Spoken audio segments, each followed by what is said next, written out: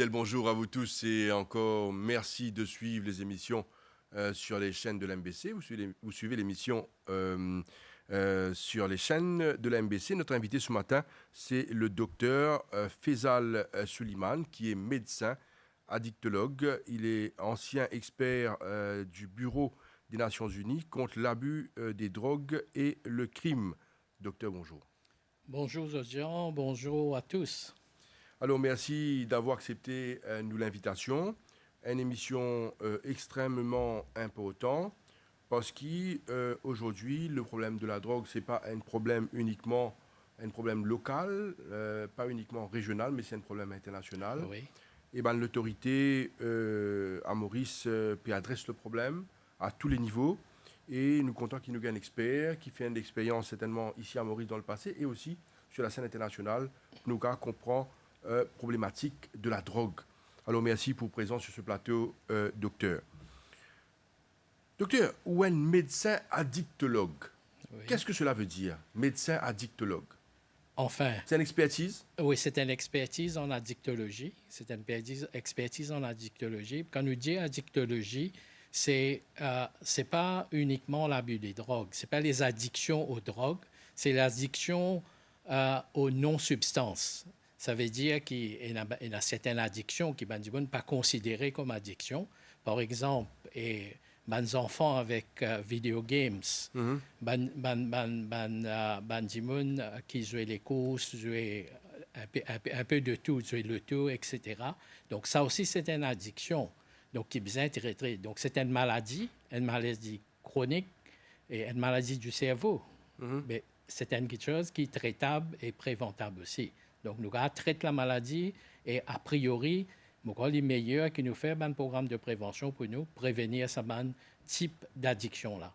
Donc, à Maurice, nous avons une tendance à axer, quand nous cause l'addiction, nous cause seulement addiction aux drogues.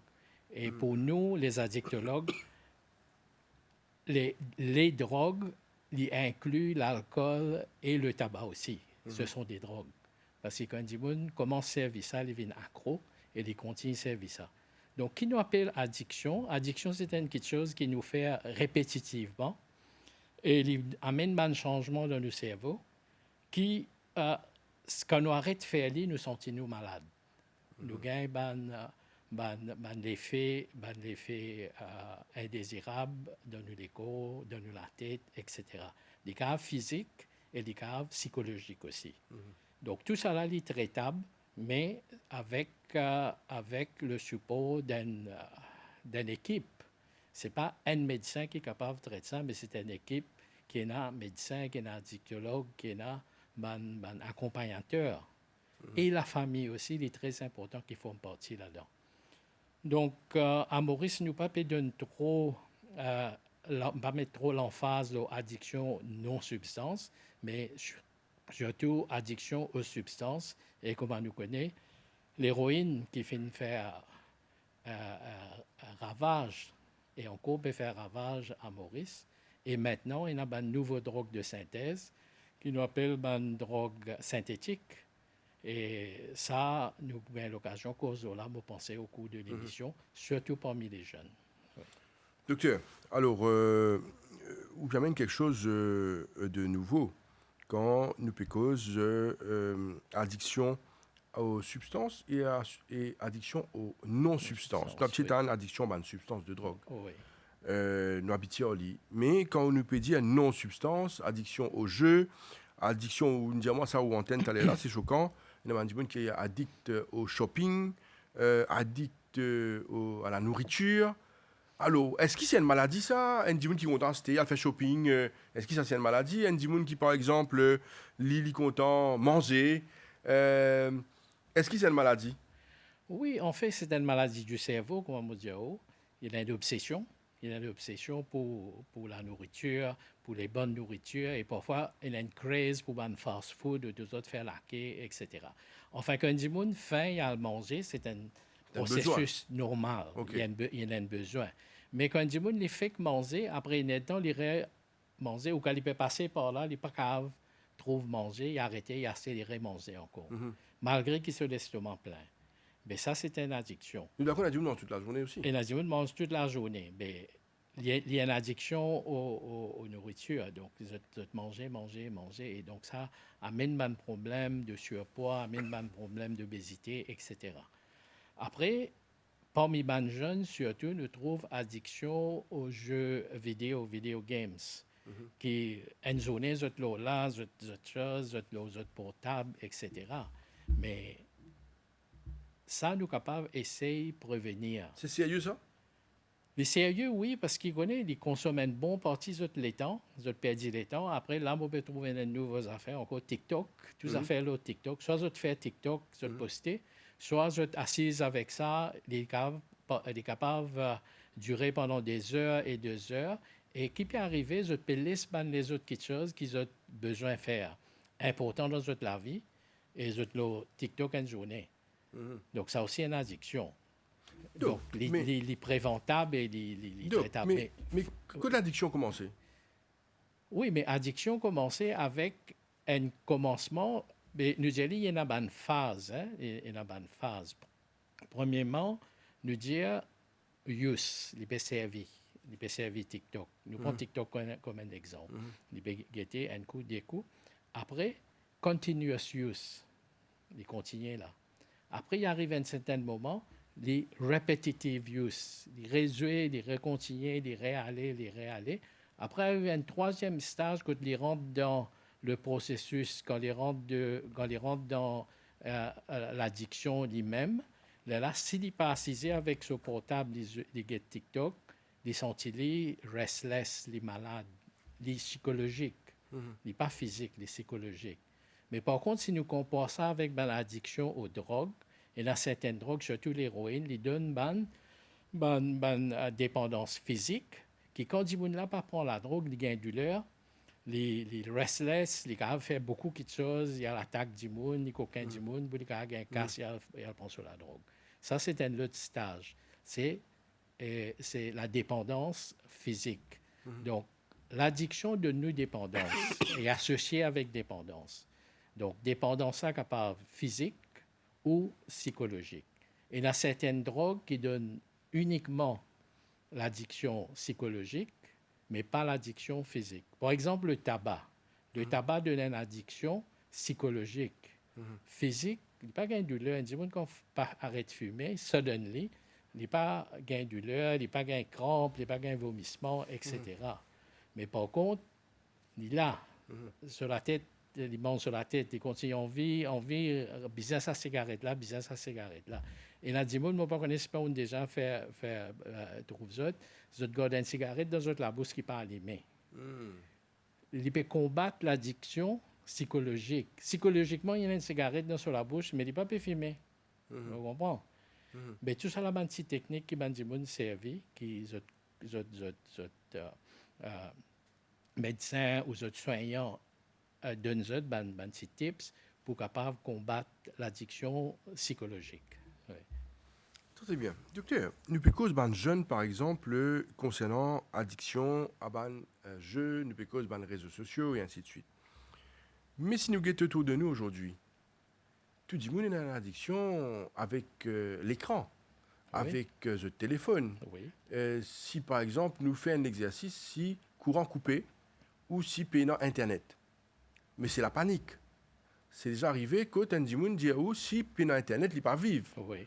Donc, il est coupé du monde, il est stressé, il peut le reconnaître qu'il est pour Internet, il peut faire tout qualité des mosses. Mais là, c'est une addiction aussi. Oui. Le problème, il est sérieux du moment qu'il l'a coupé avec l'Internet. Oui. Donc, il est entièrement vrai, ça que vous pouvez dire. Nous, tout le monde a une certaine forme d'addiction, mais il dépend quel niveau. Chacun ce niveau. Et addiction aux non-substances, les graves et autour partout. Et surtout, c'est pour ça que je peux venir de l'avant, une recommandation, c'est que nous monitorons le screen time. Ça veut dire que, surtout pour les enfants, donc nous conseillons aux parents monitor le screen time pour les enfants.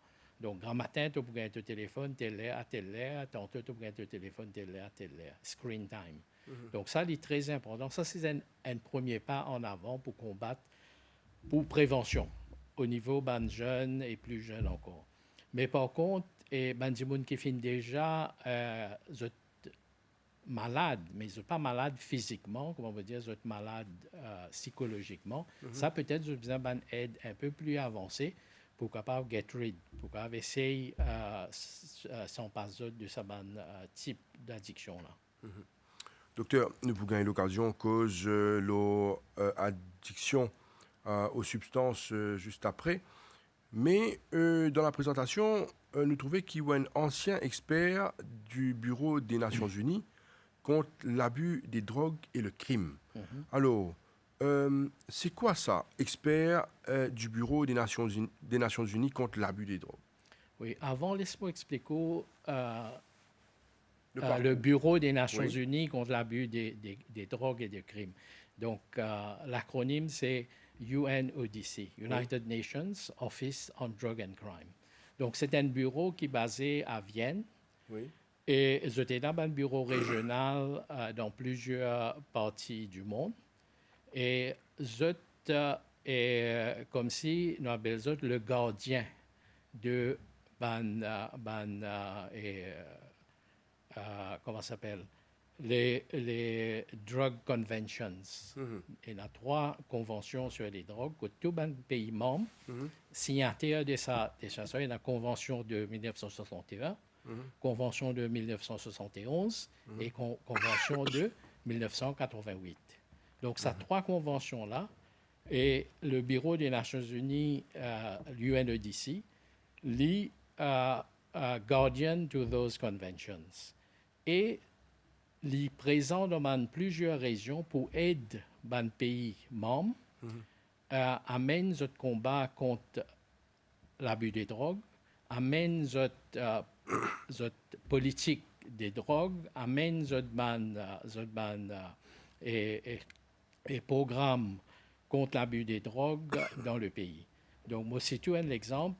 Maurice bénéficiait du support de l'ONUDC et pour faire notre plan directeur et 2019-2023.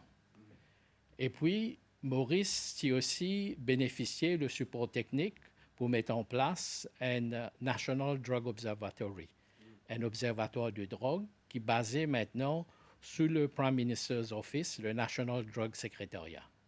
Donc, dans quelle façon nous, les Nations Unies aident les pays, c'est dans cette bonne façon-là, apportent l'appui technique à travers un expert. Et c'est pour ça qu'ils recrutent des experts dans le monde pour travailler avec le Bureau des Nations Unies et pour aider ces pays membres dans chaque région. Donc, dans cette optique-là, moi, je vais être recruté par le Bureau des Nations Unies, le Bureau régional de l'Afrique de l'Est, qui couvert 13 pays de l'Afrique de l'Est. Et moi, je suis basé à Nairobi pendant 7 ans.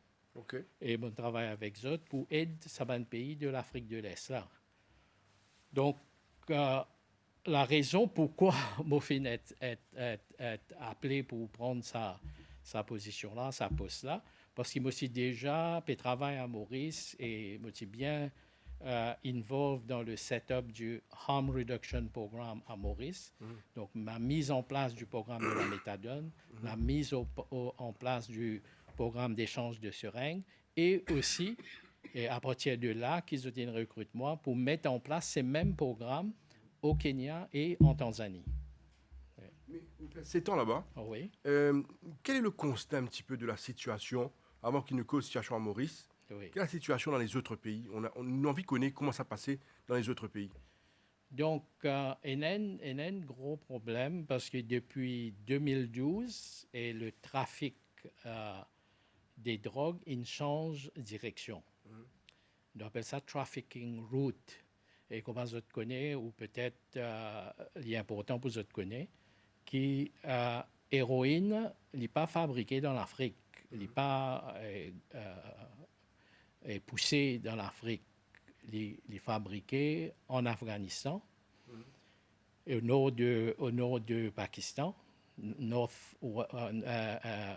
Northwestern Frontier Province, NWFP, et c'est là-bas que la plante la plante du poppy, les convertit en morphine. Non, avant morphine, c'est autres gains, et comment ça s'appelle? Euh, Héroïne et morphine, et là, les sorties de nous opium. On appelle ça opium plante. Et dans sa plante-là, je prends l'opium et je convertis en héroïne. Et sa héroïne-là, illégale, et les trafics vers l'Europe, vers l'Amérique, à travers l'Europe, Eastern Europe. Ça, c'était la route normale du trafic de l'héroïne.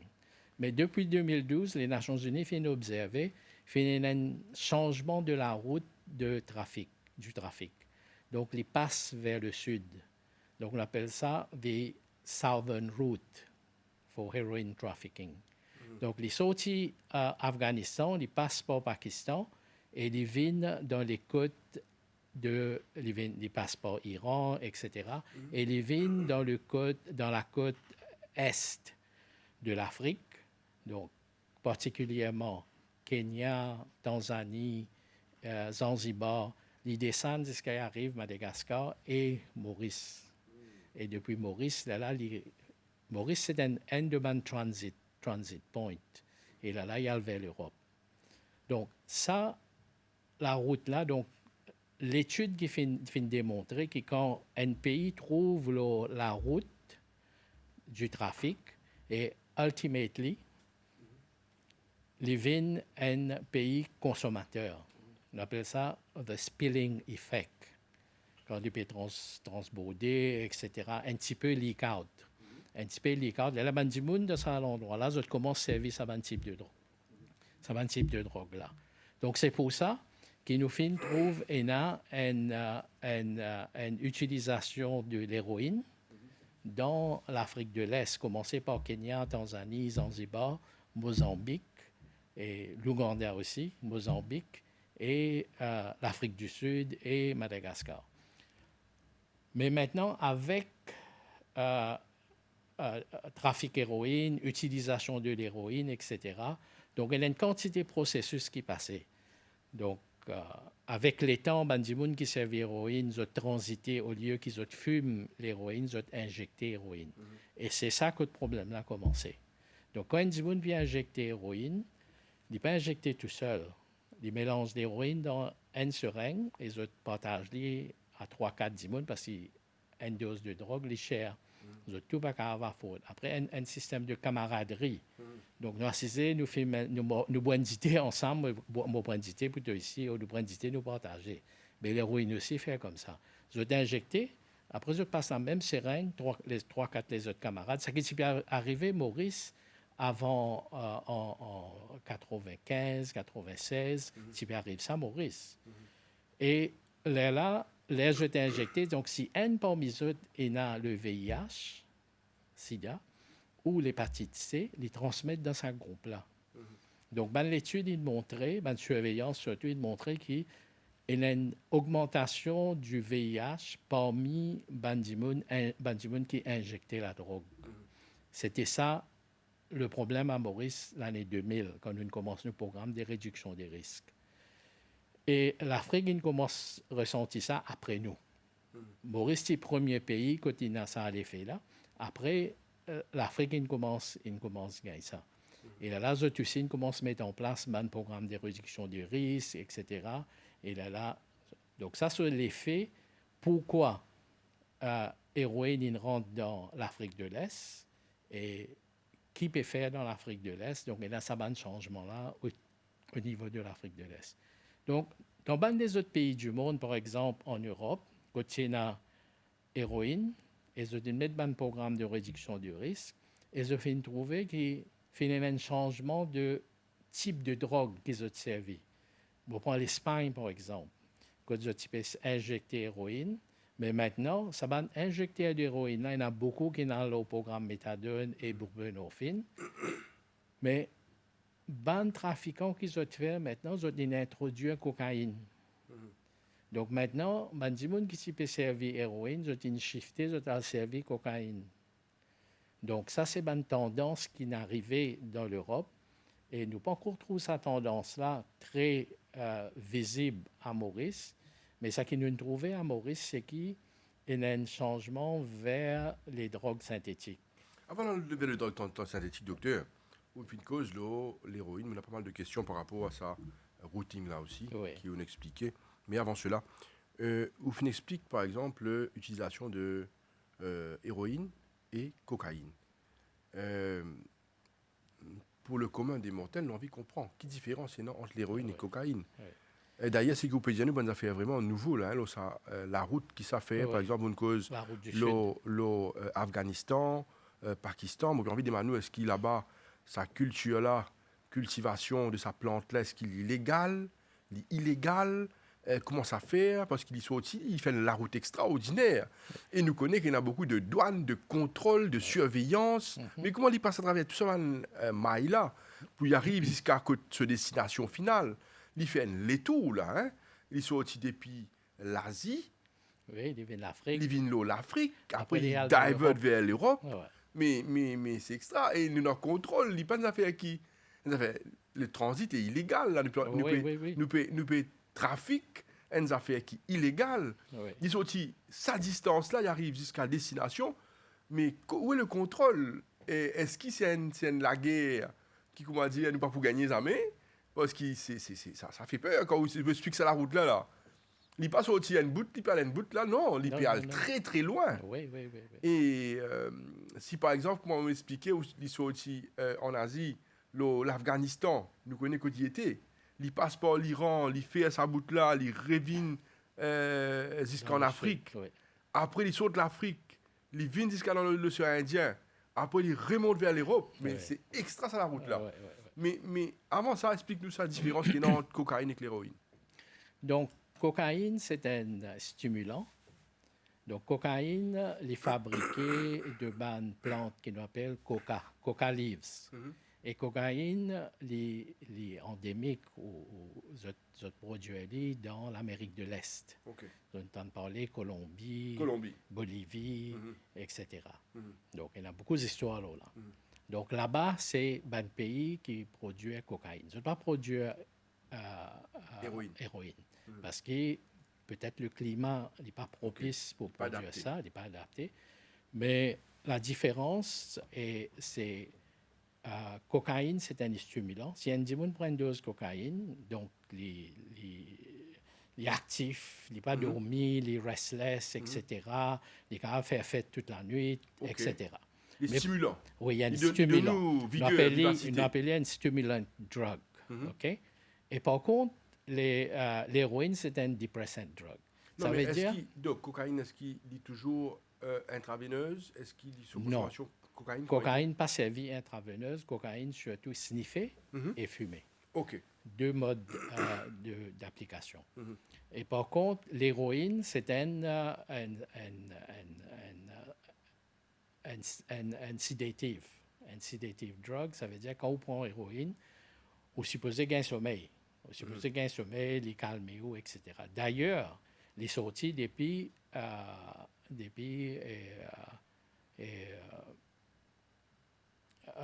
opium. Donc, sa plante-là, et le poppy plant, appelé Papaver somniferum, dont on l'a mis dans le sommeil. Somnifère. Donc, là, collecter certaines parties du plant, il y a une résine qui est sortie, une exudate, on appelle ça. Et à partir de là, je gagne crude opium. Donc, nous tous connaissons crude opium, c'est un très bon médicament contre la toux, contre la douleur. Et years back, avant mauvais médecin, tu peux servir crude opium pour traiter la toux. Tu as crude opium, tincture opium à l'hôpital d'Itou pour traiter la toux. Et après ça, zotine mais qui fait produire sa plante-là pour nous capables de gagner opium pour servir comme médicament. C'est un très bon painkiller et à partir de l'opium, nous tirons morphine qui servit pour douleur après l'opération, etc., à titre médical. Mais maintenant, à partir de l'opium, vous êtes capable de changer de structure, vous êtes faire une héroïne. D'accord. Et héroïne, illégales, les illicites. Donc, les fabriqués par les Afghans même. Et là, c'est ça qui smuggle dans entier l'Europe, entier le monde, etc. Mais c'est là-bas qui main producteur de opium est transformé en héroïne. Et cette héroïne-là, elle est illégale. Là, elle est passée contrebande dans Manbel, Belgique. Il y a beaucoup de corruption attachée avec trafic et production et trafic des drogues. Mais par contre, je ne suis pas capable d'arrêter la production opium complètement parce qu'ils ont besoin d'opium pour le traitement. D'autres médicaments. Pour nous gagner morphine. Et morphine, c'est un très bon médicament contre les douleurs. Mais l'Amérique, il essaye contrôle production et poppy, production de Coca. non pas coca, c'est Poppy. poppy, Oui. pour capable empêcher production Illégal. de l'héroïne. Mais pas le récit parce qu'il y a beaucoup de transactions déroulées, il y a beaucoup de level of corruption very high. C'est pour ça le Bureau des Nations Unies contre l'abus de drogue et le crime ont aussi travaille le crime, la corruption, le trafic de drogue, qui est un crime aussi. Et il y a beaucoup de choses qui sont associées. Et tout ça là marche ensemble. Il y a un bas à bureau des Nations Unies, l'ONUDC, comme tu disais tout à l'heure. Mais en même temps, il est aussi important pour Bandimoun comprendre que ça trafic héroïne qui passait là, il y a beaucoup de ramifications, il y a beaucoup de choses en ban pays. En ban pays, pas nécessairement gouvernement, mais ban mafia. Ban trafiquant. Ban trafiquant, ban mafia, que toi dire, vous avez un gros network, vous bypass ban choses, vous corrompent ban officier, vous corrompent ban autorité, et puis vous êtes capable d'amener ça, parce que c'est beaucoup d'argent qui est involve là-dedans. Là. C'est des millions et des millions de dollars. Il y a des affaires simples, ça. Mais c'est pour ça qu'il peut continuer et pas tout sur chose. Mais Bureau des Nations Unies contre l'abus des drogues et le crime, je met en place ça une convention des Nations Unies là. Quand là-dedans, les spécifier qui ban pays besoin faire, qui ban pays besoin qui politique des drogues ban pays besoin amener, les deux services comme un guide et en même temps les deux autres comme ça qui ban la loi qui besoin apporter dans le pays. Donc quand cette cause drug control, ça instance des Nations Unies là, il est responsable pour drug control. Drug control, il y a trois aspects. Un aspect, c'est contrôle supply reduction, de diminuer l'empêche la drogue rentre dans le pays. Dis par exemple Maurice. Nous mettons la loi, nous mettons strong la police là-dessous et la douane, etc., pour empêcher la drogue rentrer. Ça, c'est nous control the supply, nous empêche la drogue rentrer dans nos pays. Après, en parallèle, il y a demand reduction. Demand reduction, c'est quoi? C'est nous empêche la demande des drogues. Comment on empêche la demande de drogue? Il y a, premièrement, nous faire la prévention. Nous empêche les nouveaux dimoun rentrent dans la drogue. Prevention. Après, les gens qui déjà rentrent dans la drogue peuvent souffrir. Il y en a les paysans, c'est la drogue tous les jours. Là, nous fait traitement. Mais il n'est pas arrêté là, traitement pas arrêté là. Il y a traitement et réhabilitation. Traitement, réhabilitation et la réintégration sociale qui est très, très important. Parce qu'il y a des gens qui croient que quand nous traitons une personne qui est un usager des drogues, nous donnons les médicaments, nous donnons son méthadone, nous croisons les bras, nous disons nous roulons fini, nous faisons le travail. Non, nous continuons, nous besoin faire sur réhabilitation et la réinsertion sociale. Et c'est ça qui est un manquement qui besoin, on va dire, mettre un petit peu plus l'emphase là. Nous pouvons faire traitement, nous pouvons faire ça. Maintenant, prévention, traitement, réhabilitation, je vais trouver qu'il pas suffit.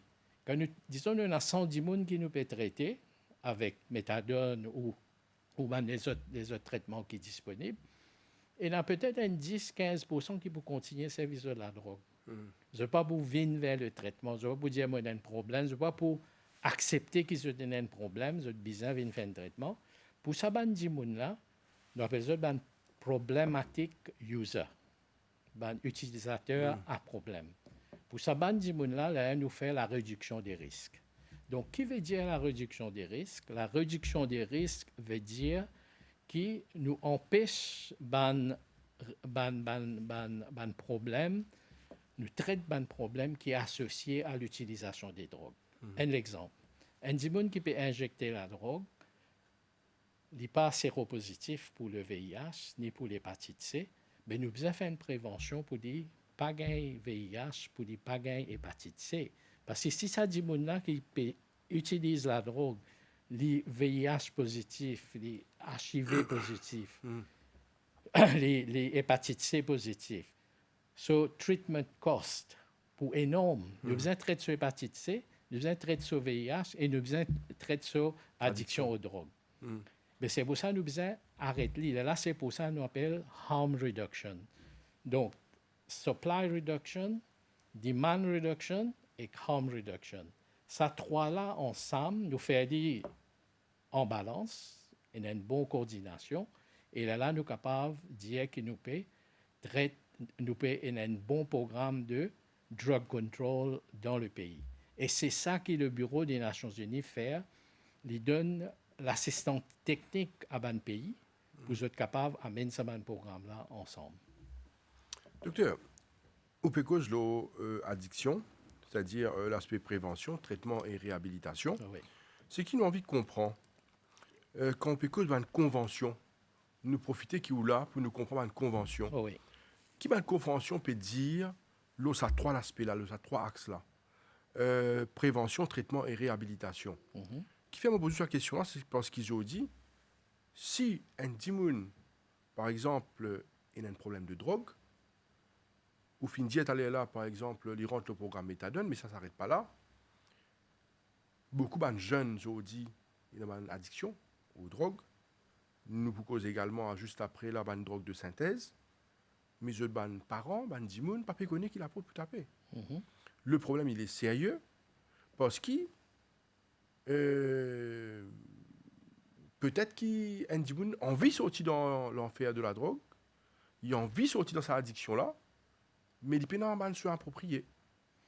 Oui, enfin, je ne peux pas dire les pénales soins appropriés. Il y a des soins qui on va dire, il existait dans le service public et à travers les ONG. Donc, il y a une bonne collaboration, oui. Moi, d'accord, mais là, nous peut cause, par exemple, une drogue de synthèse. Oui. Le problème avec une drogue de synthèse, c'est que, moi, cause avec beaucoup de travailleurs sociaux, des ONG, qui peut travailler au terrain, je dis à vous comme ça, qui est dans une substance, qui ne peut pas connaître que cette substance-là, ça.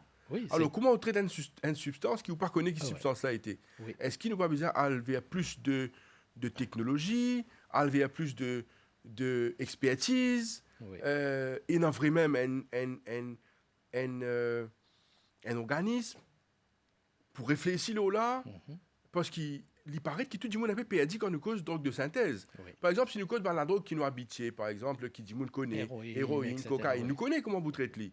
La drogue de synthèse peut constituer une grosse problématique pour le traitement, pour la réhabilitation. Définitivement. Et il est bien vrai ça que vous pouvez dire, mais donc quand nous guettons un patient qui vient avec un chose, le premier aspect, c'est de ne pas connaître quel type de drogue il peut servir.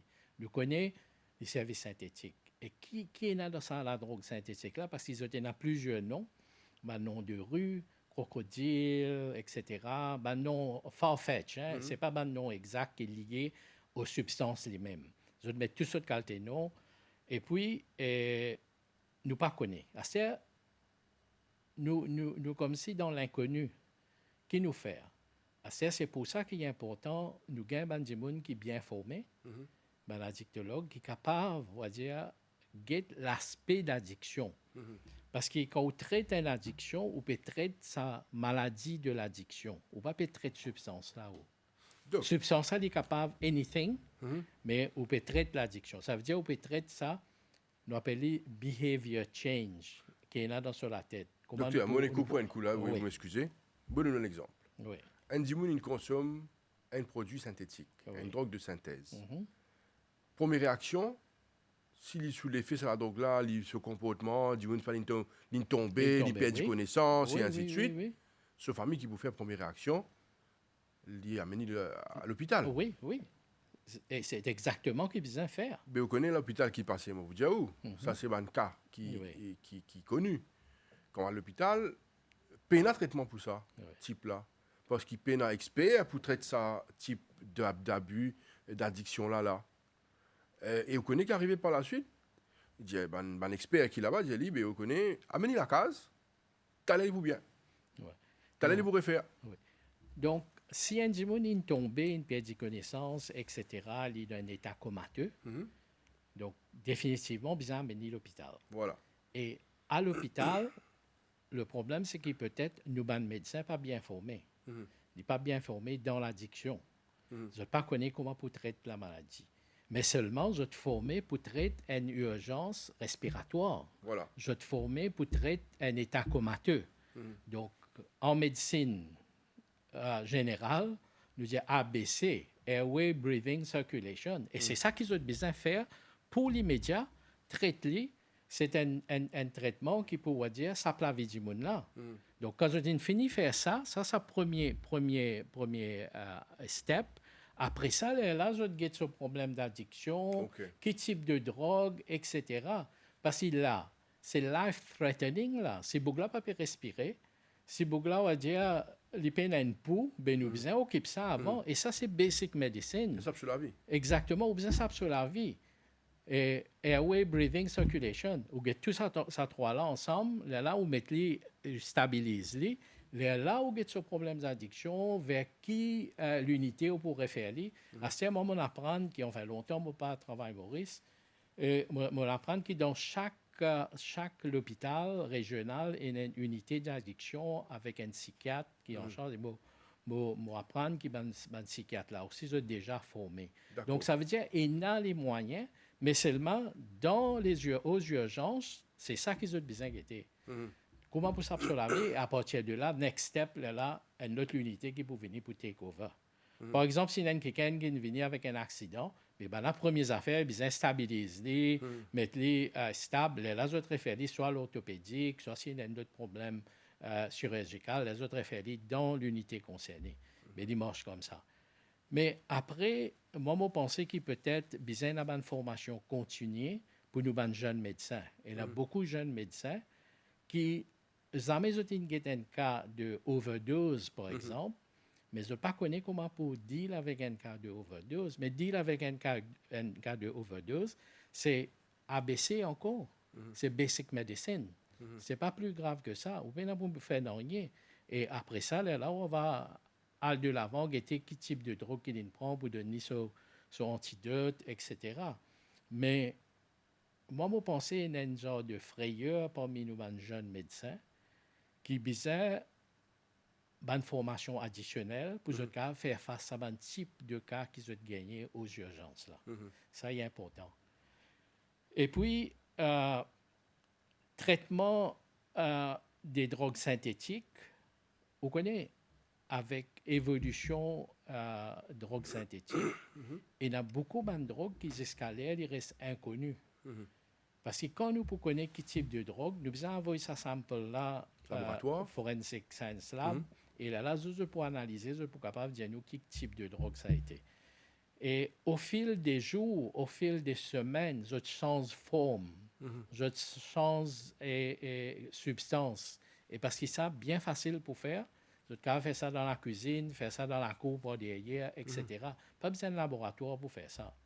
Mais c'est pour ça qu'il peut détourner le système, et d'ailleurs, tu mentionnes ça dans le World Drug Report. Enfin, on continue de dire nous, parce qu'on n'est plus au Bureau des Nations Unies maintenant. Au Bureau des Nations Unies, World Drug Report 2023. Quand une drogue de synthèse peut venir un problème, surtout avec la rapidité de changer. Et qui fait de changer? Parce qu'ils bypass the international conventions. Il n'est pas mentionné dans une convention, ni dans une loi du pays, qui mentionnait ça, une drogue it's a dangerous drug, et il est condamnable, il est illicite, il est illégal, etc. Donc, il passe incondamnable. Même s'il arrête, il reste identifié, qui était ça, on ne pas connaît, il y a une drogue, oui, mais il n'est pas sous la liste. Donc, il n'y a aucune la loi qui couvre lui pour capable amener un jugement sur ce type de drogue-là. Docteur, nous restons sur un débat, dossier qui concerne ban drogue de synthèse. Aujourd'hui, il constitue un véritable problème à l'île Maurice, Oui. par le coût. Il paraît qu'il y a un peu plus beau marché, moins c'est qui ban les autres types de drogues. Et sa consommation, très souvent, il est capable d'être fatale aussi. Il y a des gens qui finissent faire overdose, qui finissent trop la mort avec une drogue de synthèse. Que vous pensez des affaires? Moi, mon pensée, c'est, premières affaires, nous rentrons dans la même logique de prévention. Donc, prévention. Prévention, bien continuer dans l'école, dans tout le monde, parce qu'il y a un dire qui dans l'école aussi, il y a drogue de synthèse, il y a des gens qui fait trafic de drogue dans l'école. Donc, nous avons un gros programme de prévention. Et prévention, c'est quand nous cause prévention. Et ce n'est pas uniquement prévention parmi les jeunes. Prévention là, besoin étendre à les familles aussi, les familles concernées, les familles. Donc, il y a un programme qui fait préparé par le Bureau des Nations Unies. Et il y a un pour la famille qui s'appelle Family United. Donc, c'est un programme qui fait déjà utilisé, qui fait déjà une évidence qui y travaille. Donc, moi, je pense être capable d'adapter ça dans Maurice pour faire ça. Et aussi, il y a un International Prevention Standards. Ça veut dire tout l'aspect pour traiter de prévention au niveau international. C'est ça que les pays font normalement. Ils prennent ces International Standards là, qui nous appelle dit evidence-based, et ils calquent le programme national là. Vous comprenez? Nous adaptons pour Maurice, par exemple. Donc, il y a un programme international qui est préparé par les bureaux des Nations Unies. Donc, nous avons adapté pour Maurice. Maurice a sa propre spécificité. Donc, comment nous avons servi? Et moi, je me dis comme ça, nous devons mettre beaucoup l'emphase de la prévention. Nous devons investir beaucoup dans la prévention.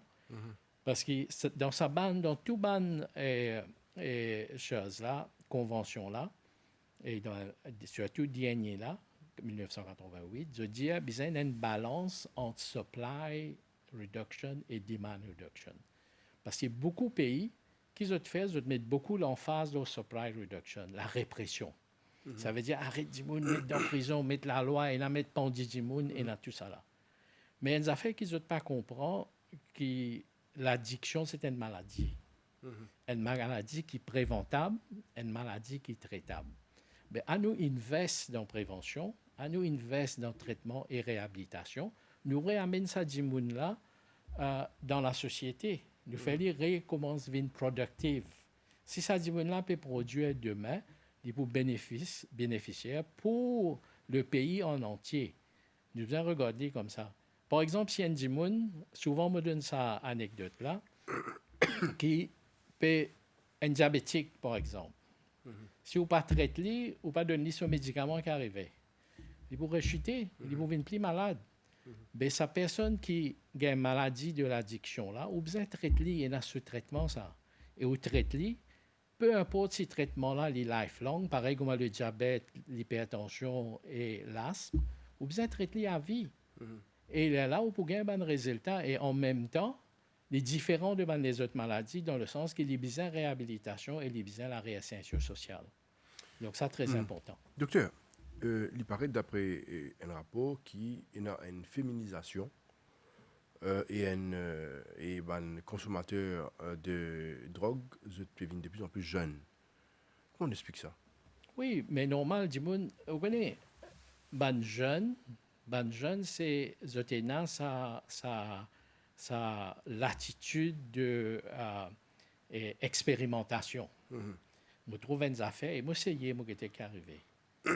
Mais surtout avec ma drogue synthétique, quand j'essayais, en essayant même, je trouve la mort, la jeune. Mais la drogue partout, donc, ban jeune, je peux continuer à être tenté. Après, si dans une classe, il y a des gens qui peuvent prendre la drogue, je peux être tenté par des personnes-là. Ça, on appelle ça l'effet de pair. Donc, mon camarade peut faire ça, mon camarade peut fumer, ben moi ici, je prends une cigarette, je fume, il est comme ça. Ça dit, ça des garçons qui me disent, il peut servir la drogue là. Si vous faites une petite recherche, vous trouvez peut-être que mes parents consomment la drogue. Ou peut-être que mes parents trafiquent la drogue. Parce qu'ils m'ont fait une petite enquête personnelle. Ils m'ont trouvé que les enfants qui trafiquent la drogue dans l'école, c'est les parents qui trafiquent.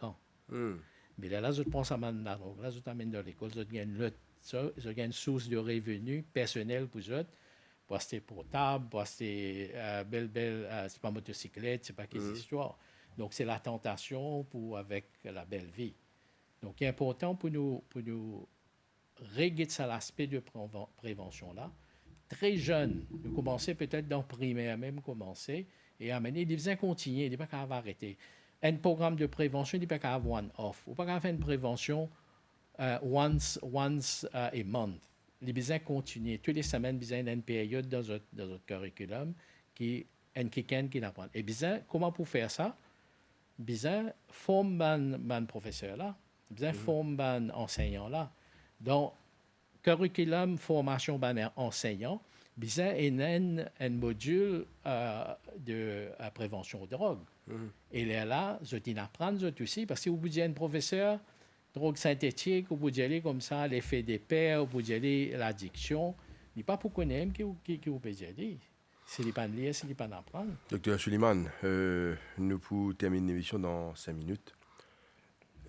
Nous pécose la prévention, traitement et réhabilitation. Oui.